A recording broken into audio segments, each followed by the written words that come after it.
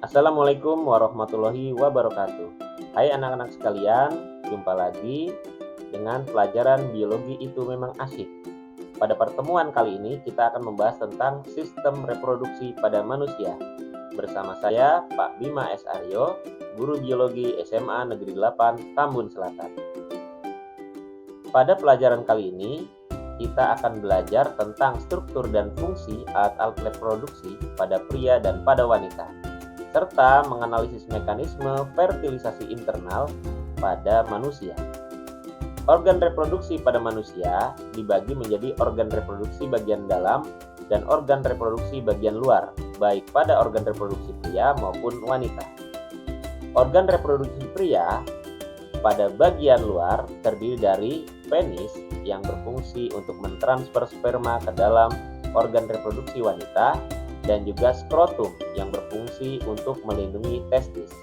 Pada bagian dalam organ reproduksi pria terdiri dari testis yang berfungsi untuk menghasilkan sel sperma, kemudian epididymis yang berfungsi untuk mematangkan sperma, kemudian ada lagi kelenjar prostat dan kelenjar-kelenjar lainnya yang berfungsi untuk menghasilkan cairan semen, dan juga vas deferens yang berfungsi untuk menyalurkan sperma menuju bagian luar tubuh. Pada organ reproduksi wanita, bagian luar terdiri dari labia minora dan labia mayora yang merupakan pintu masuk dari vagina. Kemudian ada juga klitoris yang merupakan jaringan erektil. Pada bagian dalam, organ reproduksi pada wanita terdiri dari ovarium yang merupakan tempat produksi sel telur, ada juga oviduk yang merupakan saluran sel telur sekaligus tempat terjadinya fertilisasi internal.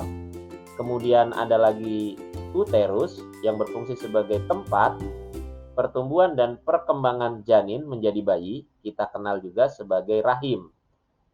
Di ujung uterus ada serviks yang merupakan pintu rahim, dan selanjutnya adalah vagina yang merupakan tempat saluran kelahiran di mana bayi dikeluarkan dari tubuh wanita dalam kelahiran normal. Selanjutnya, pada pria dapat memproduksi sel gamet yang dikenal dengan nama sel sperma. Nah, sel sperma itu sendiri terdiri dari 3 bagian. Bagian kepala, bagian tengah, dan bagian ekor. Bagian kepala terdiri dari nukleus yang berfungsi sebagai tempat materi genetik, ada akrosom yang memiliki enzim untuk membantu menembus dinding sel telur, kemudian juga bagian tengah terdiri dari mitokondria yang merupakan pabrik energi dari sel sperma. Energi digunakan untuk menggerakkan ekor sehingga sel sperma dapat bergerak maju dari alat reproduksi pria menuju alat reproduksi wanita.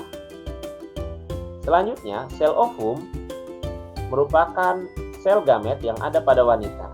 Sel ovum ini juga terdiri dari nukleus yang terdapat di dalamnya materi genetik.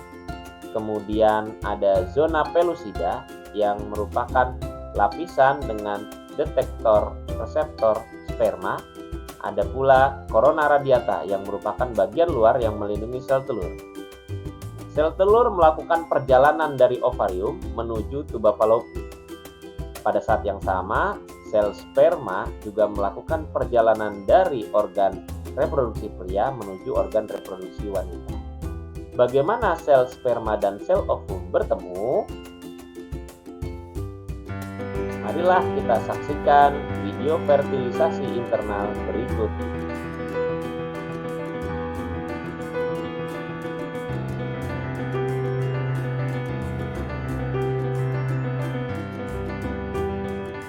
Sel telur keluar dari ovarium, ditangkap fimbriae, kemudian memasuki tuba Fallopi.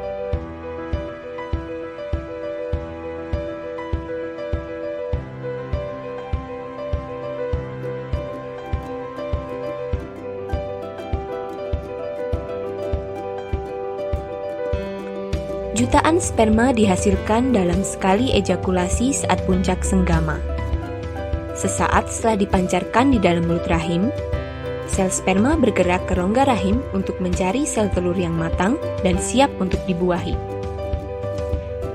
Dari jutaan sperma yang dipancarkan, hanya beberapa yang dapat bertahan hidup mencapai indung telur, dan hanya satu yang dapat mencapai dan hidup di indung telur. Sperma kemudian mempenetrasi ke dalam sel dinding telur, kemudian mengkombinasikan materi genetiknya dengan sel telur dalam proses yang disebut pembuahan. Sel telur yang telah mengalami pembuahan selama perjalanannya menuju rahim, zigot akan mengalami beberapa perubahan.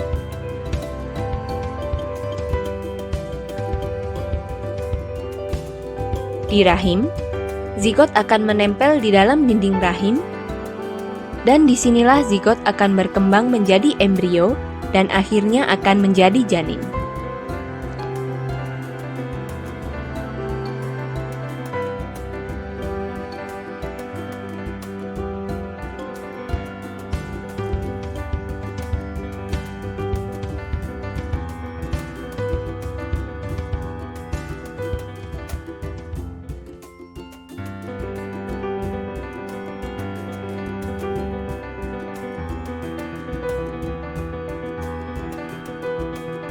Menarik bukan? Proses fertilisasi internal pada manusia. Sampai di sini dulu perjumpaan kita dalam pembelajaran biologi itu memang asik. Selamat belajar lebih jauh dan tetap semangat. Assalamualaikum warahmatullahi wabarakatuh.